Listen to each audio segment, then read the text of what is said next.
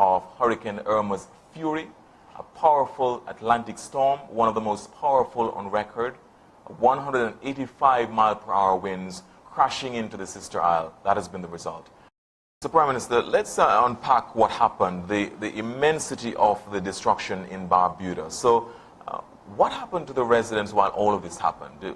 Where were they when all this destruction is happening? Well, they were in their homes and they took the necessary precautions. In fact, I was speaking to the chairlady of the Barbuda Council up until about 1:30 a.m. this morning.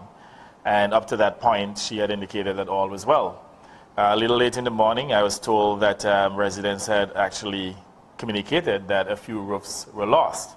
But when you're on the ground and certainly in the dark of night, it would have been difficult for them to give an accurate assessment to the extent of the damage.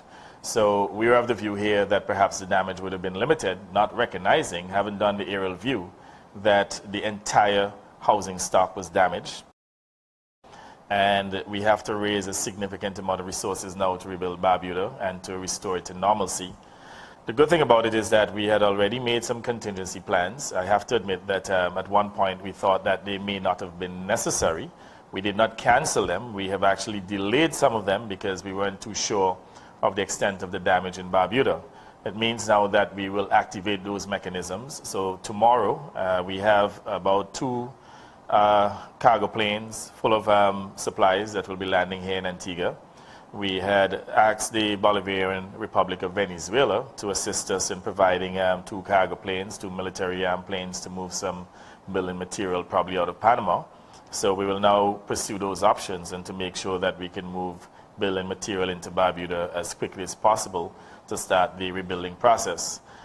We never really anticipated this level of damage. I have to admit the standby overdraft facilities that we had from the domestic banks will make what is required here in terms of the amount of funds absolutely pale. I mean, the amount that they have offered, and we are very grateful, the extent of damage or damages will make that financial assistance pale, which means that we have to raise external resources to supplement our domestic resources in order to have a serious push to rebuild Barbuda.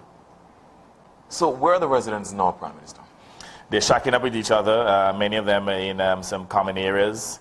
And that in itself represents a serious health hazard. In fact, I'll go as far as stating that at least probably 60% of the population in Barbuda is actually homeless.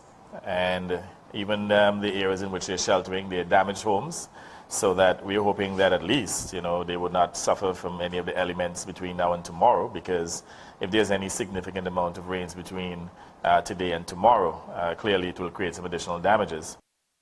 And we now have a better understanding as to what is happening. And I just want to assure the Barbudan people that the government and people of Antigua and Barbuda, we are standing with you.